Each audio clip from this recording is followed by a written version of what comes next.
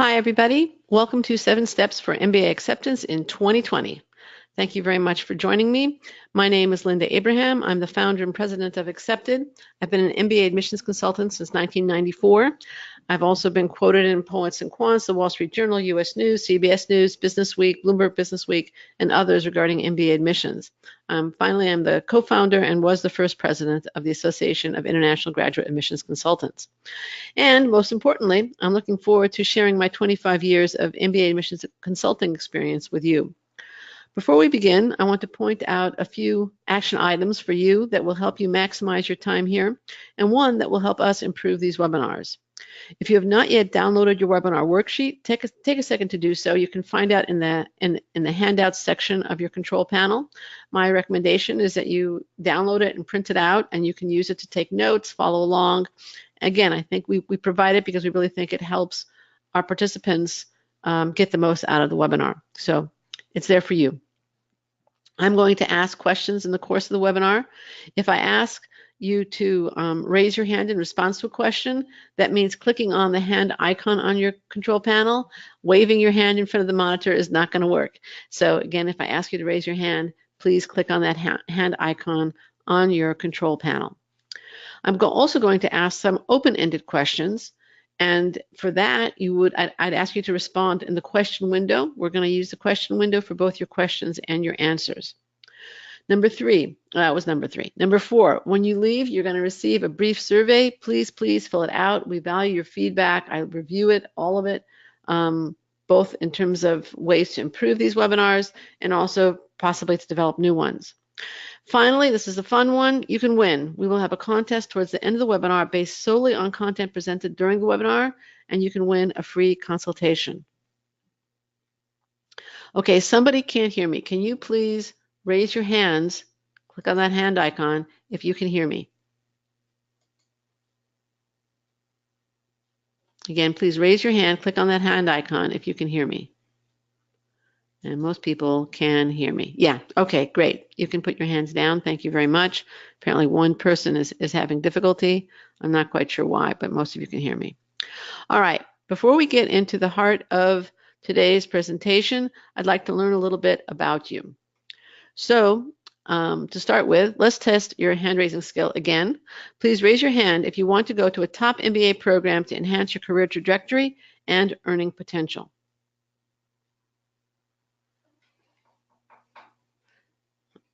Okay, that's great. Most of you are here for the right reasons and also can raise your hand and are clearly hearing me. So that's all great. Okay, next question. And this is going to be a poll. When do you intend to apply? The options are fall 2019, winter 2019-20, which would be this upcoming winter, later and not sure. Okay. We're at 71% having voted. Can we get it up to 80%? 5, 4, 3, 2, 1. Okay, closing the poll, sharing the results. We're at 76% having voted. 54% of you are planning to apply in fall 2019. 31% are planning for winter 2019-20. 15% for later, and 0% not sure. That's pretty much what I expected. I thought maybe you'd have a slightly greater balance between fall and winter, but this is fine. Okay, great, good to know. All right, let's hide the poll, and then the other thing I'd like to know, I'd just like to get a sense of, is where you're logging on from. Now I know where you're at in terms of the admissions process. Where are you at geographically? City and state in the United States, city and country if outside the United States.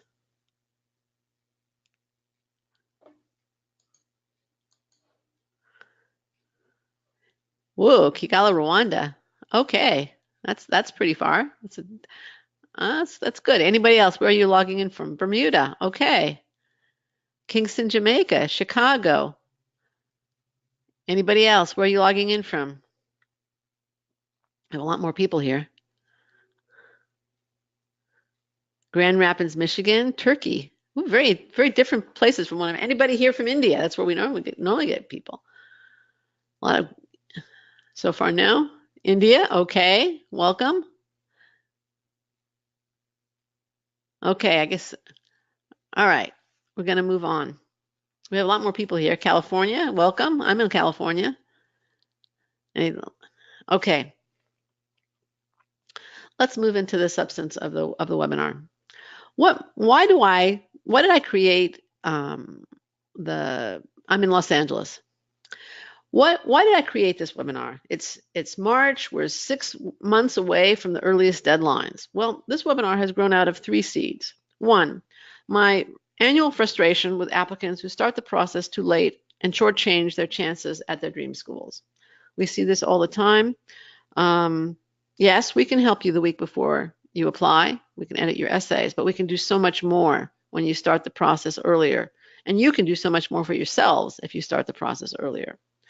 I also find troubling the amount of misleading and limiting imagery in MBA advising, both from admissions directors, consultants like myself, and sometimes MBA applicants and students.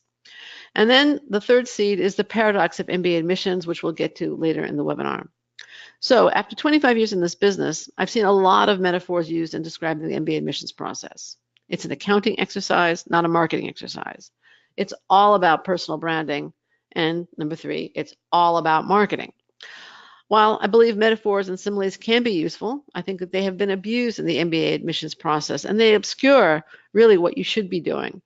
I can't promise, and I'm not going to provide an image-free webinar, especially using screen sharing technology.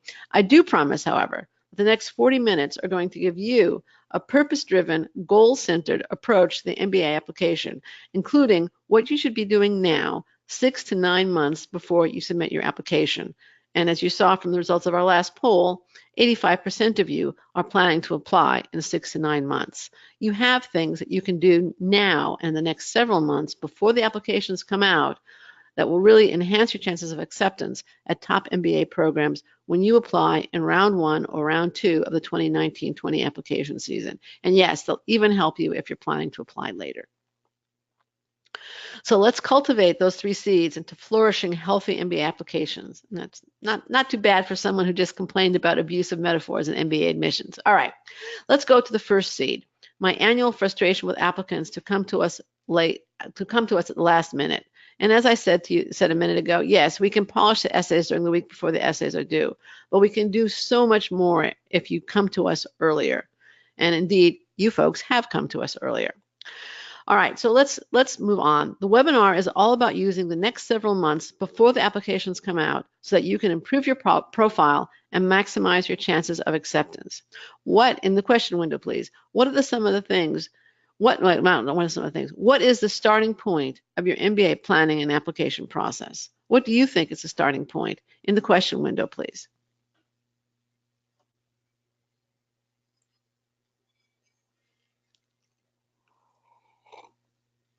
GMAT or GRE, GMAT, figuring out what schools to apply to. Okay, that's closer. Preparing for the GMAT. GMAT's on your mind. What are your goals? Excellent, Sandhya. That is the answer. That is the answer. What are your goals? You need to begin with the end in mind. To take a page from Stephen Covey. Clarify your post-MBA goal. That is the foundation for your entire MBA application strategy, even, by the way, if your goal changes when in B school. So it's important for multiple reasons. It's important because if you don't have a clear goal, I don't know how you can decide you want to go to B school, much less what B school you should go to, what MBA program you should go to. But in addition, admissions committee people are looking for you to have a clear goal. So in a recent podcast that I had with Sujin Kwan of Michigan Ross, I asked her what makes an application really stand out for you. And her reply was, people who seem to really know what they want and know themselves and who can articulate it well. They can connect the dots. And I can cite other conversations that I've had with admissions committee directors and language from their websites. Your goal, in addition to being a critical component of your strategy and your decision-making process, is something that admissions committee members look for. So there's a short-term MBA goal, which is usually very clear in terms of what you want to do after your MBA. That's your function and the industry in which you want to do it. Okay, that is the definition of a short-term MBA goal. I want to emphasize that it is not the same thing as what you want to study. Okay, you may study finance, you may study marketing, but you are not going to just do marketing. You're going to do brand management, you're going to do advertising, you're going to do business development. You're not going to just do finance. You're going to do investment management or investment banking or corporate finance or private equity and venture capital. Those are all slightly different niches, but you're not going to just do finance. You study finance in order to do something else. And be clear that if you say, I want to do finance, they're not going to be very impressed with you, okay? So make sure, think in terms of function and industry in defining your short-term MBA goal. There's also the long-term MBA goal, and that's 5 or 10 years down the road. And that generally does not have to be quite as concrete or clearly defined in the MBA admissions process. It can be a little bit aspirational, more of a dream, if you will. It can also have a societal good as part of it, perhaps be a way of contributing to society's betterment on a larger scale. It's somewhat less critical from an admissions perspective, but if you do have some social benefit as part of your long-term goals, don't hide it. To the contrary, be very much prepared to discuss it. It should flow logically from your short-term goals and from your past interests, but it's something I think that is becoming increasingly important and valued by business schools. Now, how many of you, raise your hands please, if you, wait, don't raise them yet. Raise your hands please if you have a clear post-MBA goal.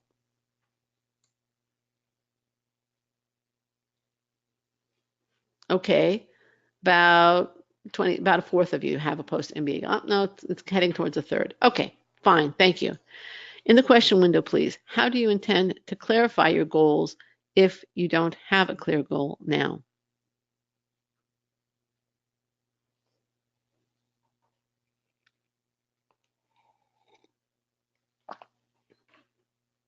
Soul searching, okay, good. That's a good place. What else are you going to do? Introspection, soul searching, very good. Good, Tracy, good. Trying and failing a bit more. That can get a little tough. Research more, excellent. Market research, good. Understanding my interests and goals, very good. Online research, good. These are all good, very good. Definitely good ways to help clarify your goal. I would also recommend that you look at what you like and what you're good at. That goes under introspection. And then the other part is I would also talk to people in positions that you find attractive. Have informational interviews. What do they actually do in these positions? What's their day like? What education do they believe was useful to them? What do they wish they would have had studied before they started? From what programs are they hiring people for the positions that you find appealing, or are their bosses hiring people? And then that's all part of the research that will help you, A, clarify your goals, and B, which schools you want to attend. And then take some time, as you've all identified, to think about what you want to do. Reflect, introspect, do soul searching, all that kind of stuff. Between the online research that several of you mentioned, the informational interviews, and your own introspection, you really should come up with a very solid post-MBA goal, especially short-term. And again, the long-term doesn't have to be quite as concrete, but you should have some sense of the direction in which you want to take your career. And once you have a clearly defined goal, it will be a substantive and meaningful guide in the process of choosing schools. Essentially, it becomes your North Star. Now realize that in many schools, and this is the point I was making with the quote from Sujin Kwan, and I could show you other examples also, a clearly defined, realistic post-MBA goal is as much a requirement as admission as a competitive GMAT or quality work experience. And many of you, and when I asked where do you start, you said the GMAT or the GRE. That was actually the more popular response. This idea of a clearly defined goal tends to be overlooked by applicants, undervalued. Don't undervalue it. It is really, really important. Chicago Booth, for example, explicitly says that it seeks a, quote, sense of personal direction, close quote, and again, quoting, realistic expectations for the MBA. And I can give you example of example after example if I wanted to take the time, which I don't. That's why so many schools ask about your goals. They care. Stanford, for example, also has 2 essays. One is about your goals. Now, I've focused very much and very intentionally on what you want to get out of an MBA program. But that's not the only thing that's going to go into a successful MBA application. What about your qualifications, which the GMAT or GRE are certainly a part of? If step 1 in my 7-step process is about what you want, step 2 is about what you bring to the table. And that's evidence of your potential for success in their program and beyond. In the question window, what different elements make up your qualifications for business school?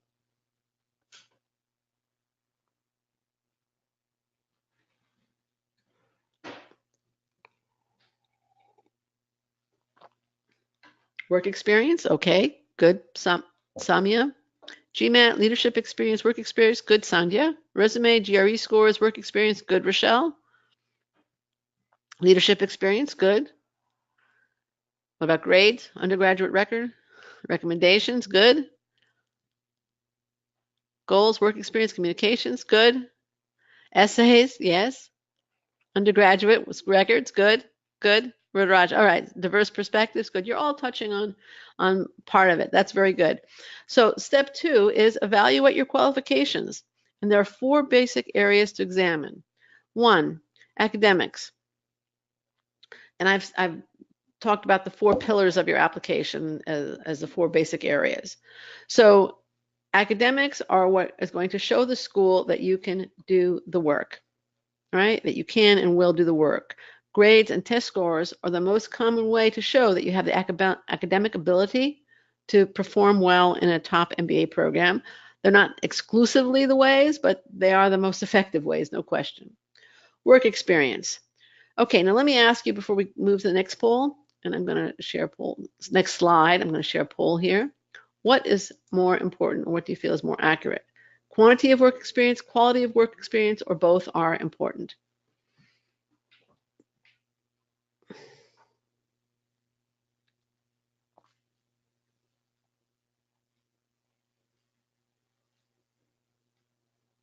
We have 69% having voted. Can we get it up? Over 80%. We're at 71% now. 5, 4, 3, 2, 1. I'm going to close the poll, share the poll. Now, I'm very pleased that most of you did not go with quantity. None of you went with quantity as the sole, as being most important. 65% went with quality, 35%, 5% said both are important, and that's with 74% of you having voted. Now, I'm basically in the both camp. The issue of quality, though, probably is a bigger differentiator than quantity. I would agree with you there, but both are important, and we're going to discuss why in just a second. The sweet spot for work experience is 3 to 6 years, 2 to 8 on the outside, but quantity is not really going to distinguish you in a competitive applicant pool. It's going to be quality. So what do I mean by quality work experience? Quality that shows growth and responsibility, personal growth, impact on the job, and demonstrated managerial ability.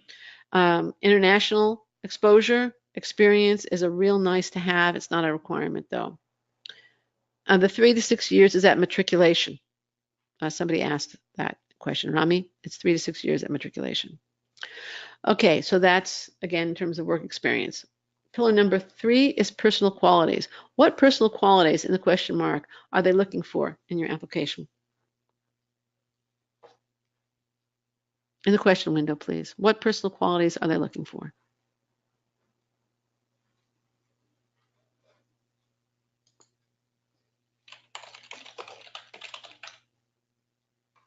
Okay, leadership, confidence, hardworking, leadership, grit, okay, leadership, intellect, confidence, good. Great audience today. Passion, good. Leadership, cooperation, Good. Okay, well, I certainly agree with you that leadership is number one. That was what came up over and over and over again. If it's location, location, location in real estate, it's leadership, leadership, leadership in MBA admissions. Other important skills and qualities are teamwork, organizational, analytical, and communication skills, initiative, entrepreneurial mindset. Several of you mentioned hard work. Hard work is almost assumed. Being hardworking is almost assumed. If you're lazy or not hardworking, you don't even have a chance. But it's not going to be not going to have quite the importance as of leadership. They want to admit people who are contributors, givers, people of impact and consequence. Now, pillar number 4 is fit. And fit is kind of a nebulous concept, and it can mean different things to different people, and sometimes at different times to the same people. In this case, I'm referring to it as culture and values, showing you identify with the school's values and will fit well into its culture, meet its qualifications, and add to its community.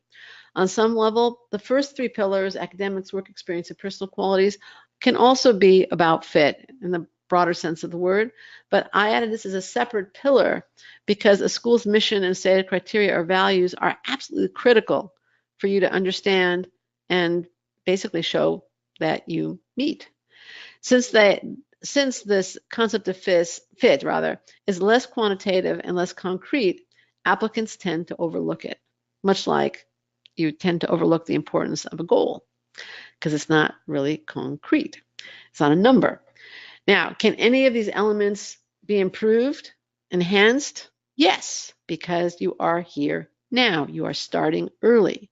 Can you improve your profile to make yourself more competitive? Yes, and we're going to get to that in action step number 4.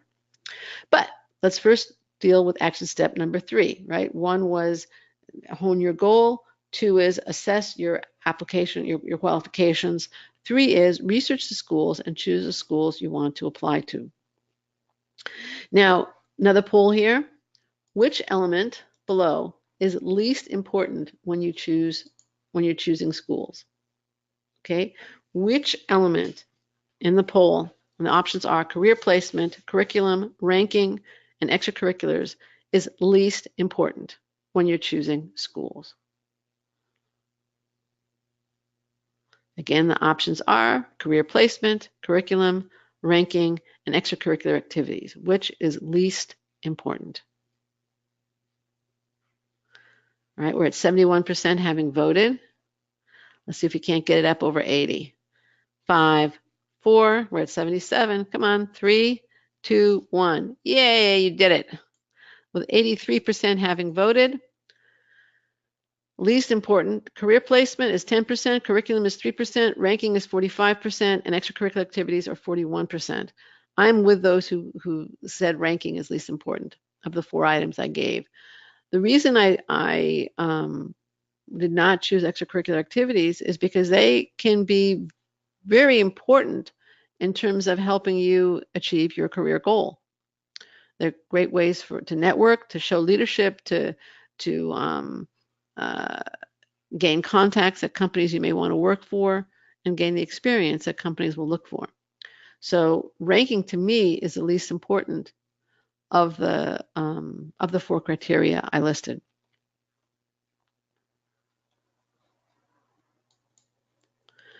Now, which schools are best at helping you achieve your goals?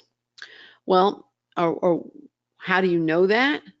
If I were you, I would look at first and foremost at recruiting and placement. Again, you have that North Star. That's your post-MBA goal. Well, which schools are going to be best at helping you achieve that? Look at recruiting and placement. Also consider your own educational preferences. Do you want a case-only school like Harvard or Darden? Do you want a mixed curricula school like Stanford or Wharton? Do you want a school that places heavy emphasis on projects and experiential learning like Ross? It's not that Ross doesn't have any other opportunity, any other kinds of programs, but it places a lot of focus on experiential learning. And then there's extracurricular activities and opportunities. If you're interested in luxury goods, for example, Columbia has a very active luxury goods marketing club. Does Do other programs have that, or have clubs that support your interests, both your professional and personal interests? And then there's issues like personal preferences. Do you want a warm climate or a cold climate? A small rural campus in a college town, or a big urban campus? Do you want a small class or a large class?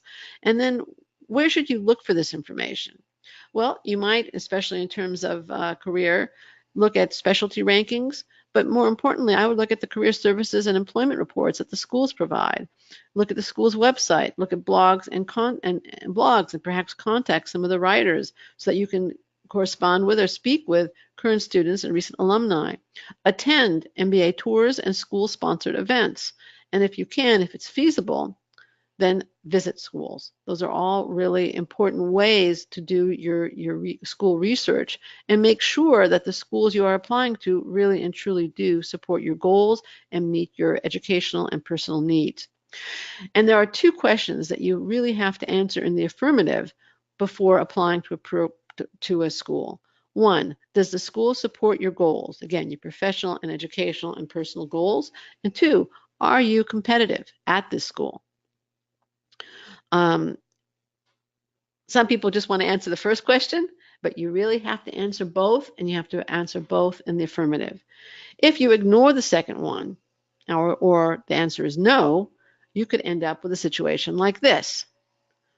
Okay, this is essentially, does anybody want to define what this diagram represents?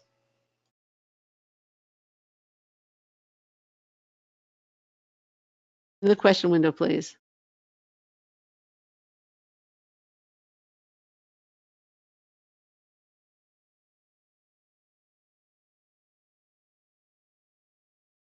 It's a Venn diagram of a rejection. All right, schools you want to attend don't overlap with schools likely to want you. If you only apply to the circle on the left, you're in trouble. All right, I have to apologize. There's some noise outside. Okay, I hope it's. Does anybody hear the noise outside? Raise your hand if you hear it. Okay, fine. You don't hear it. Great. On the other hand, if you have a diagram like this, that is an effective application strategy. What if there's an overlap between the schools you want to attend and the schools likely to want you, then you have a much higher chance of a successful MBA application process.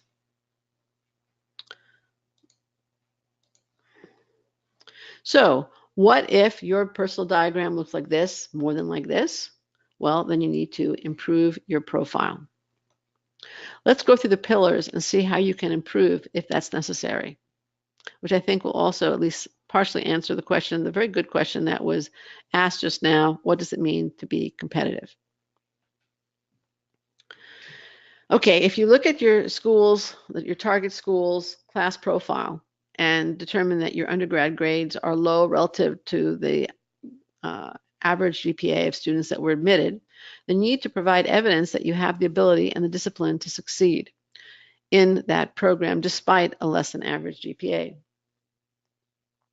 And I had a podcast a couple of years ago where it was just devoted entirely to mitigating the impact of a low GPA. And I suggest you listen to it. Now, I'm going to be presenting several URLs in the course of the remainder of the webinar. If you don't manage to jot them down, don't worry about it. We'll be sending them out afterwards, okay? But I would strongly suggest that you listen to this podcast. If your quant skills are weak, you're the poet, but your grades overall are good, consider something like mbamath.com, HBS Online, or MOOCs, and Massive Open Online Courses. Now, the best way, what if your GMAT or GRE are low? The best way to handle a low test score is to retake it and raise it. I know that can be hard to hear, but that's the way it is. If you're not sure if you should retake, or if you've taken the test 3 or more times, please see these two resources. One is a short video, one is a full-blown webinar on who should retake and when you should retake, etc. What about work experience?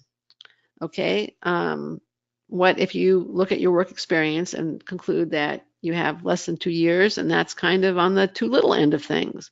Well, perhaps wait a year. The passage of time will take care of that problem. Or aim for schools with lower average ages at matriculation. Do realize that schools seem to be turning away, and have turned away, from admitting and matriculating MBA students straight from college, and even with less than 2 years of full-time work experience at matriculation. You may also want to consider an MS in management like that offered by Duke or London Business School, Kellogg, or Ross. There are also deferred admission programs if you are currently in college, and these are growing in number. HBS 2+2, Stanford, Chicago, Yale, and MIT Sloan all have deferred admissions program. I think Darden just started one also. Wharton has one, but it's only for Penn undergrads at the moment. What if you're on the too much end of work experience? There are things that you can do. If you really want the 2-year full-time MBA program, I suggest that you aim for programs with higher ages at matriculation. And actually 6 to 8 years is not that unusual for European MBA programs, where the age of matriculation tends to be a little higher, as is the level of work experience. You may also want to consider executive MBA programs or the Sloan Fellows programs if you have 10 or more years of work experience and are basically in middle management, aiming for senior management. If you do want to apply to that traditional full-time 2-year MBA program, and you are, let's say you have more than 8 years of work experience, then be extra clear about why you want an MBA now at this stage of your career. Show how you want to be able to do certain things that you can't do without the MBA. Also show that you are not relying on the school to find you a post-MBA job. You believe you have the contacts to achieve your dreams and goals, or perhaps have an offer to return to your current employer. I mentioned earlier the international component. It's not required at most schools, but it sure is nice to have. So if you can move into a project with an international component, again, that will enhance the quality of your work experience in the school's eyes. Now, what about the personal qualities element of the 4 pillars? What if you look at your work and you say, you know, I've basically been doing the same thing over and over again. I really am not showing growth. Then I would strongly encourage you to take on more responsibilities at work, if at all possible, or move into a new job where you can assume more responsibilities that will allow you to demonstrate the qualities schools are looking for. And you can see them there: leadership, teamwork, communications, analytical skills, and initiative. Now, it's frequently not so easy, especially if you're junior on the totem pole, to get the kind of work that allows you to show these skills. It may be easier to assume leadership roles and volunteer commitments. And participating actively in volunteer commitments also shows you as a contributor. So consider either expanding a community service role or starting a community service commitment. And some of you may be thinking, gee, if I start something now, won't it look a little bit corny or forced or contrived to start something now 6 months before I plan to apply?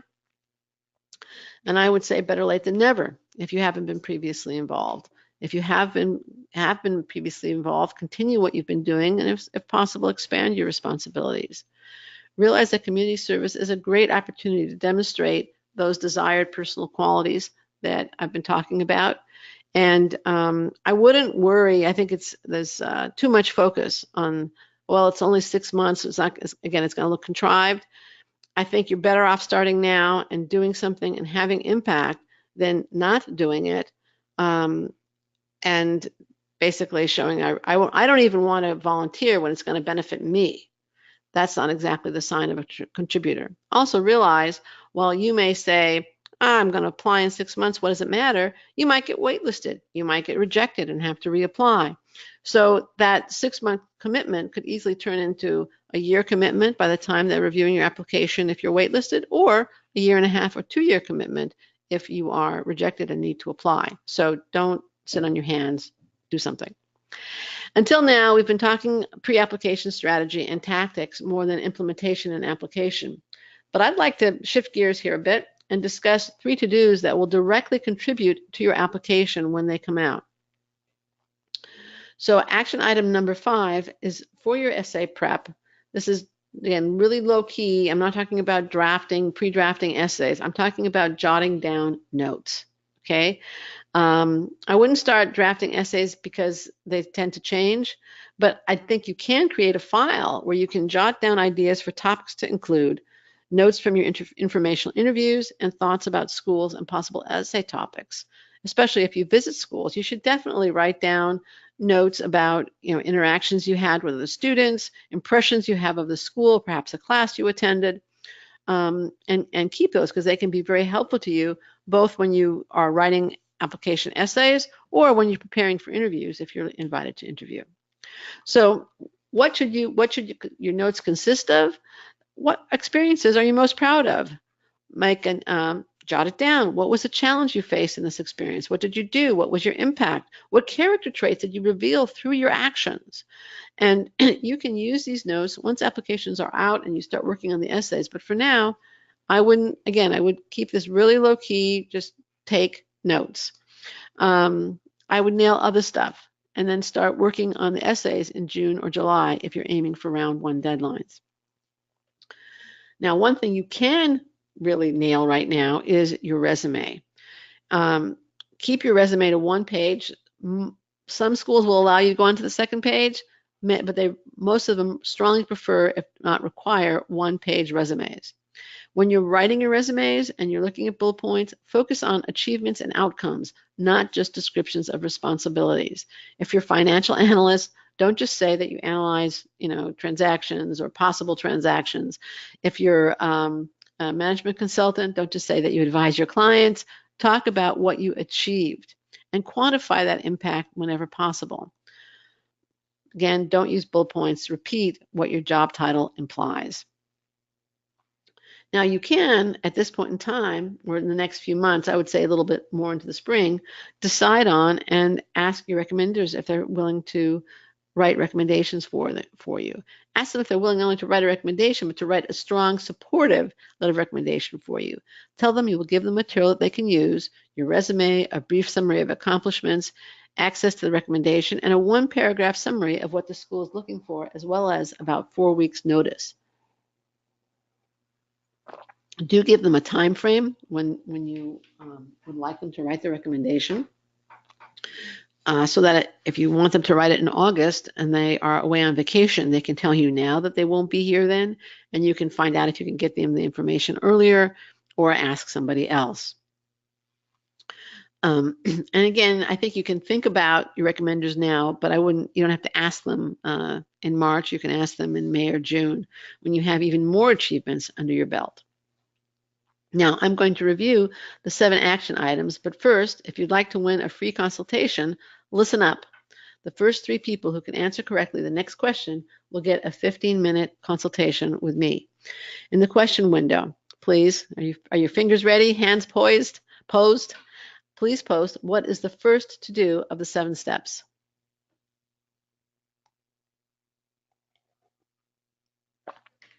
Hone your goal. Okay. Khalid, Sandhya, and Rami. You got it. You got it. Khalid, Sandhya, and Rami, and I apologize if I messed up anybody's name here.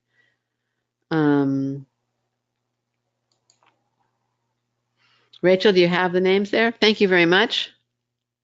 You're welcome. You're welcome. Great. Okay. So let's review the 7 action items.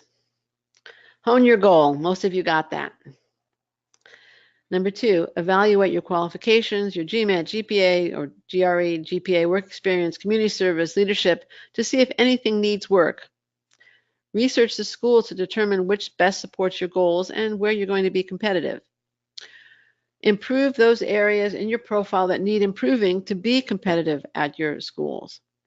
And then essay prep. Again, jot down notes, no pressure. I'm not talking about drafting essays. Do work on your resume, and in my opinion, nail it as much as you possibly can. And then decide on and ask recommenders if they can help you. Now, some of you will look at this list and wisely decide to apply a 2nd round or even wait until next year. Others will have only a few action items because you've already started on many of these tasks. Congratulations. But you all should have something to do, and whatever you do now will improve your chances of acceptance later on. Now, right now, I'd like to ask you to write down at least one action item before you're going to start on this week based on today's webinar, and also set yourself a deadline for completion. Okay? You can do that on your worksheet, or you can do it on a napkin. I don't really care. But again, write down for yourselves one action item you're going to start this week based on today's webinar, and set yourself a deadline for completion. Great.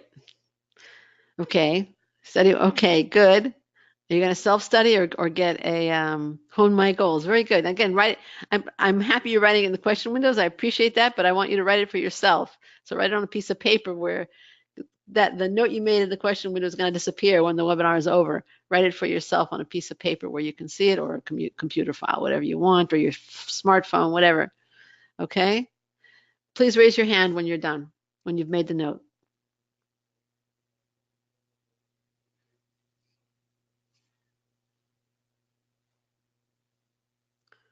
Okay, anybody else made the note for themselves?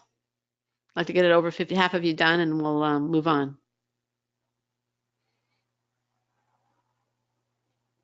Anybody else?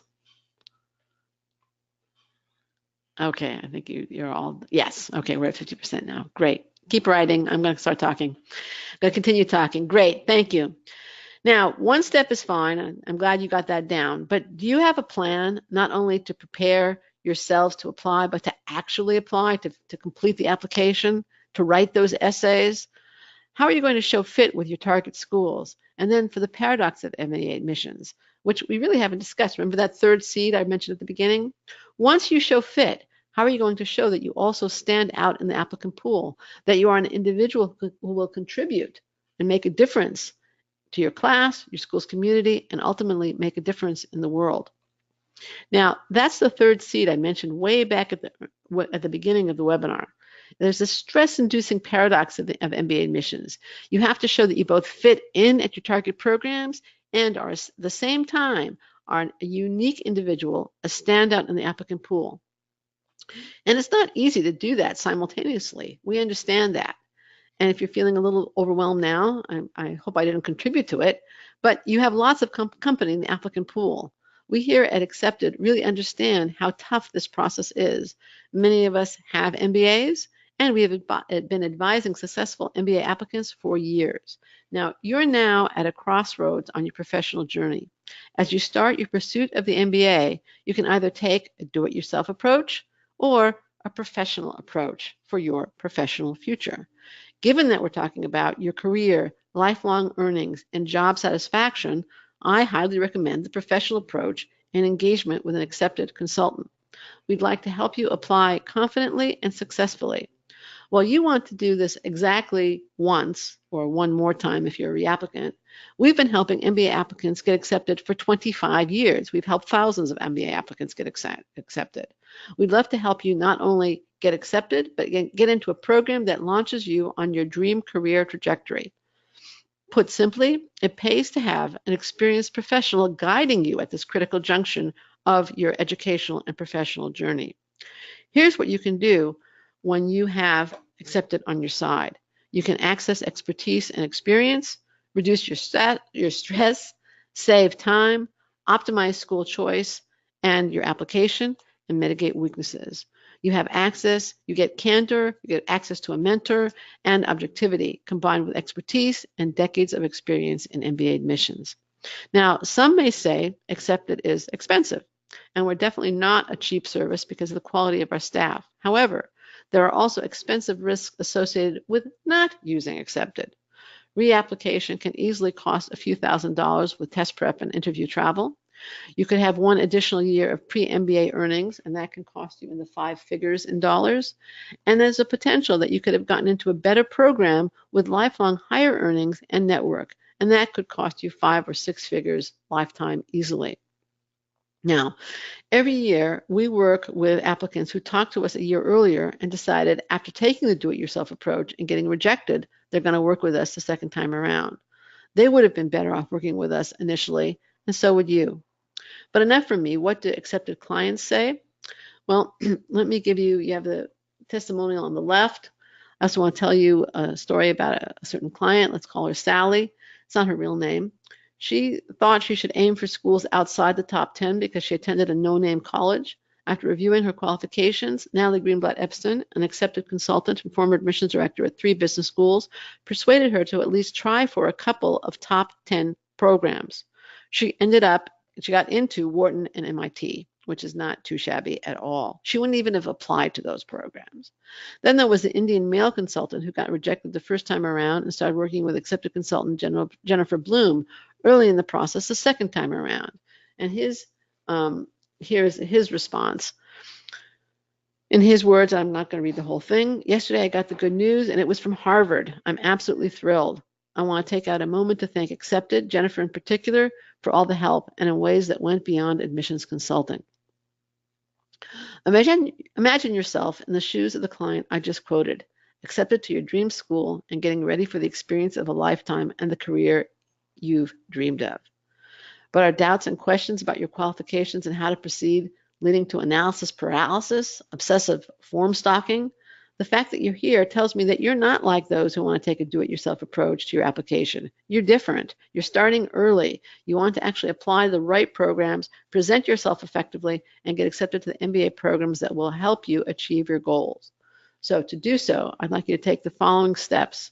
Go to accepted.com/MBA/services/consulting.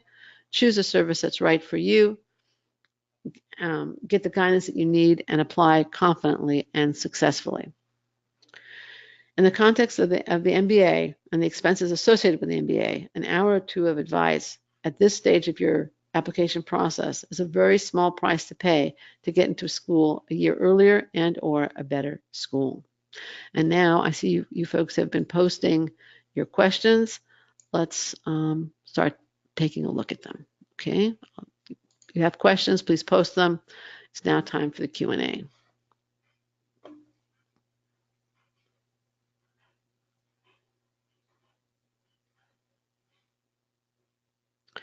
Okay, so Rami asks, what's the difference between the fall and winter applications? There's generally speaking very little difference between round 1 and round 2 applications in terms of the percentage of applicants accepted. I don't have the data, but this is what I've been told repeatedly by many, many programs. At the same time, I think there is an advantage to applying round 1, especially if you're from an overrepresented group in the applicant pool, basically because the class is wide open. All seats are available, and the school has no idea what's coming in next round. By round 2, some seats are already gone. Most applications come in round 1 and round 2, so they have a very good idea of how their class is shaping up, whom they want, whom they don't want. I think it's just a little bit harder because of that. So my advice, very simple, between round 1 and round 2 or winter and fall applications is apply to the earliest round possible, provided, and this is a big proviso, that you do not compromise the quality of your application. There's no round 1 advantage if you submit something that's less than your best. Okay, so Rami, have I answered your question? Probably more than you wanted, but there you go. Okay. All right, next.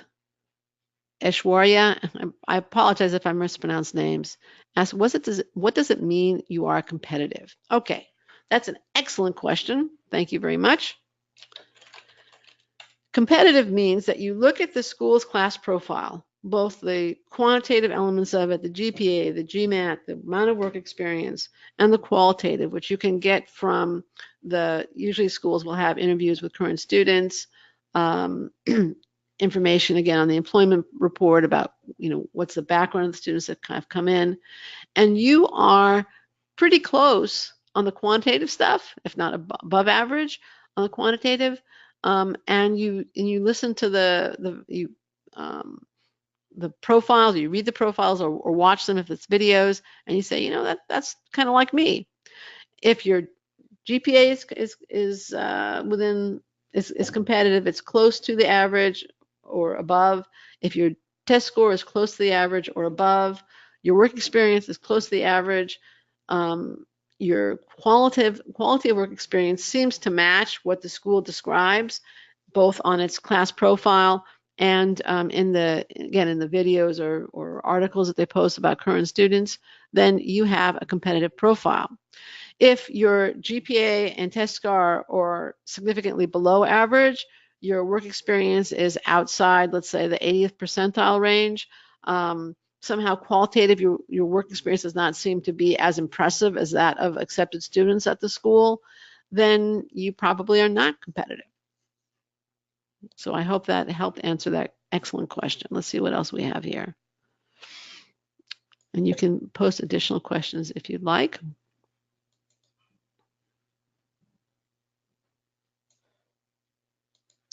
Will a higher than average GPA mitigate a less than average GMAT score by 40 points and good scores in quant subjects? A 40-point below average GPA, or GMAT rather, is a tough hurdle to overcome. I'm guessing from your name that you are an Indian male. That's also an overrepresented group. So I know this is not, and obviously I know nothing about you other than the score. So that's, it is possible. It's that as everything else is great, you could still overcome it. But it's really a tough one, especially if I'm correct that you are an Indian male engineer. That would be really, really tough to overcome at most schools. My recommendation would be to retake and improve your score, or if you don't think that's possible, adjust your school choices. If you want to, again, this would be a classic case of where an hour of advising would be tremendously helpful to you, because we could discuss with you whether other elements of your profile are really strong enough to overcome that GMAT score. Look at whether it was one area of the GMAT, both areas of GMAT, whether there are other elements in your profile that can compensate and show competency in the area that your GMAT is weak. But knowing only what you wrote, I would say it's going to be tough.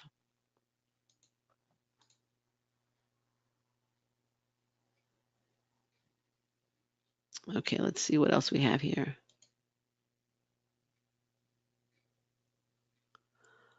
Okay, Samya asks a very interesting question also.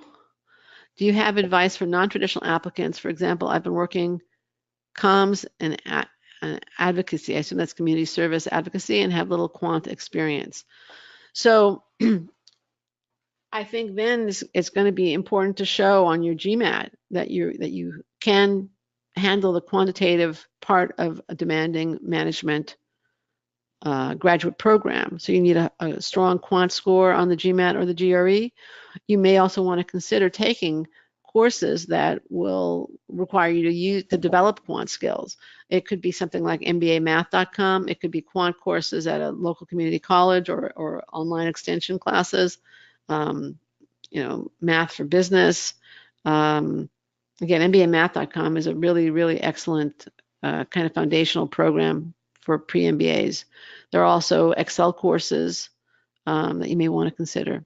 And another option is HBS Online. But I think it would pay if you really do not have any quant experience that you try and get that experience now, both to show the schools that you can do it and so that you don't have to struggle with it when you get to business school. Okay, let's see what else we have here. How much does it matter if you cannot get a recommendation from your current boss or employer? Another good question. Most schools understand if you can't get a recommendation from your current boss or employer, you probably will have to explain why. The typical reason is that you won't get any good assignments. But then you better have recommendations from your previous employer or perhaps from a boss who's left your current employer or something like that. Normally, it's an issue that can be handled.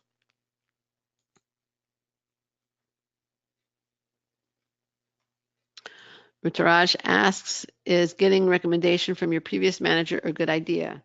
I mean, again, I'd like a little bit more information, but basically, yes, if you can't get one from your current boss, go to your previous boss. That makes sense. You may also want to get from your previous boss if, let's say, you've changed jobs or your responsibilities are different, because that previous boss could provide a different perspective. So there could be multiple reasons for doing that. Let's see. Good question here. GMAT versus GRE. How do you decide which one to take? Take the one that you're going to do better on. Sometimes that means you have to take 2 practice exams and see where you come out better, and sometimes you'll know that that one is going to be better for you than the other. But that's how you do it. Do make sure that the schools that you're applying to accept both, but at this point, most schools do accept both and don't have a preference. INSEAD does have a preference for the GMAT, but it does accept the GRE under limited circumstances, so just check that out. But most schools at this point accept both, and choose the one that you're going to do better on. Okay, let's see what else we have.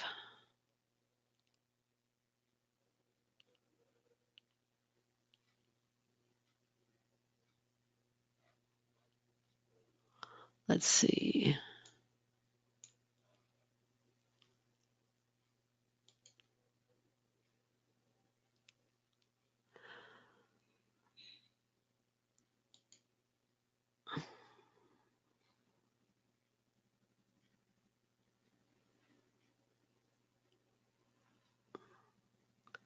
Okay, Jay asks, I have very weak extracurriculars. Will it affect my acceptance? Well, again, that's something that's kind of hard to say without knowing the rest of your profile. If you're stellar in all other areas, it's unlikely to. If you're mediocre in all other areas and weak in this area, then it could. And my advice, though, is just to start doing something. You can volunteer at a charity, drive. I mean, the possibilities really are endless. So it could affect your acceptance, and it's also something that you can change. You have the time now to change it. Does a gap of about, this is from Ayush, does a gap of about 6 to 7 months in between 2 jobs affect chances of getting in? I think it's something that you need to address in your application. And as long as there was a legitimate reason for it and you use the time well, it shouldn't address it. Again, that is something that we could advise you on, how to address it and what's the most effective way to do so.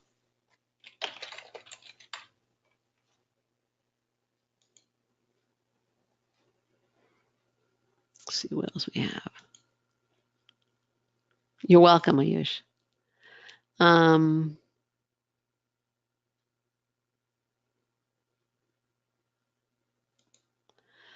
Natasha asks, is there any resources that can help us figure out what is the right MBA goal if we know we want an MBA but aren't sure if we should stay in the same field or try a new path?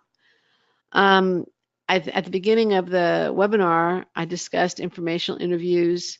There is something, and I forget what it's, I think there's some companies you can actually do what's called an externship before your MBA, and basically take a temporary leave from your current job and work in another area and basically try out this new path. But that's, I think, fairly limited. The best way for you to go is to talk to people and decide whether you want to try that new path. Also realize that while schools want to know that you have professional direction, they also recognize that many MBA applicants change their goal while in business school. They don't want somebody who's applying and is directionless. They don't want somebody who's just applying to get out of a job they don't like. They want people with direction. There's no question about that. But you're not signing a contract when you apply to business school that you are going to go down a specific path. As long as both paths that you're considering are require an MBA, I would, in your application, choose the path that's most appropriate for you, that you feel is most attractive to you now, and is most compelling. And then if it changes in B school, as long as you're in a program that supports both goals, you're going to be fine. So while I do think a post-MBA goal is critical in applying, I think I made that pretty clear, it's also not a straitjacket. It's a guide. It's that North Star. You're welcome.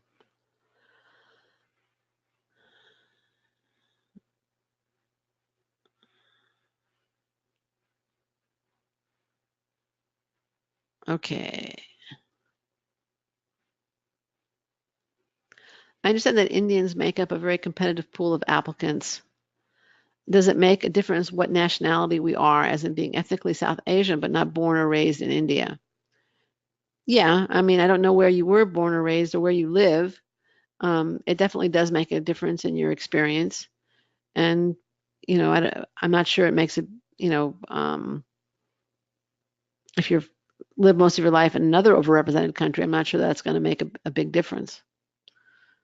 So yeah, it does make a difference, but again, without more information, I can't say much more.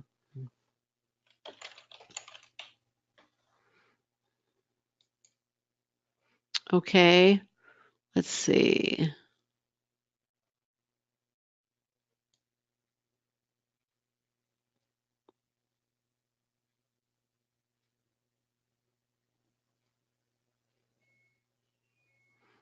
Okay, I think we're going to wrap this up.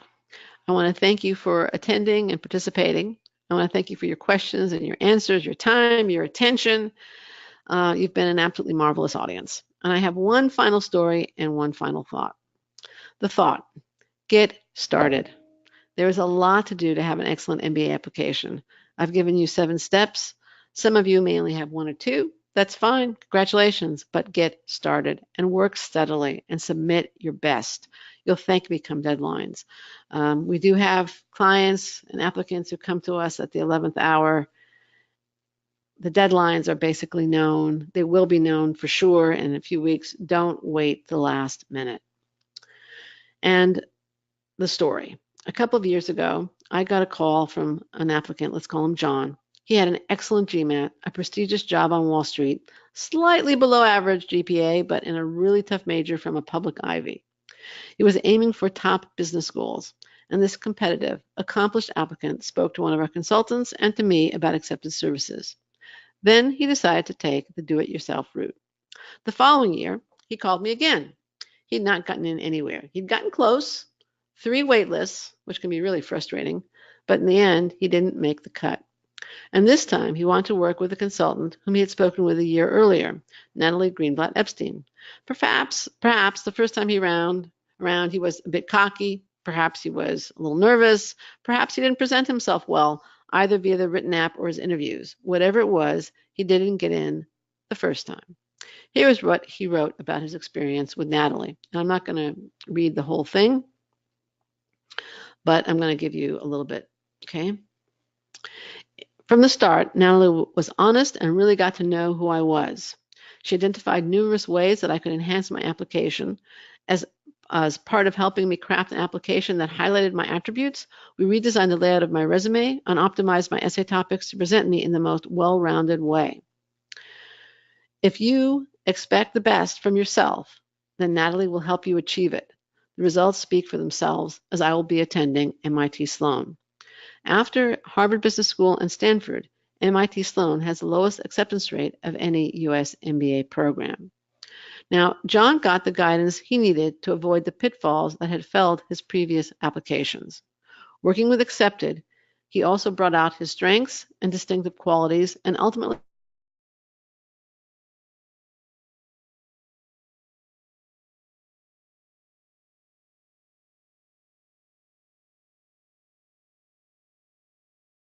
showed that he belongs at a top MBA.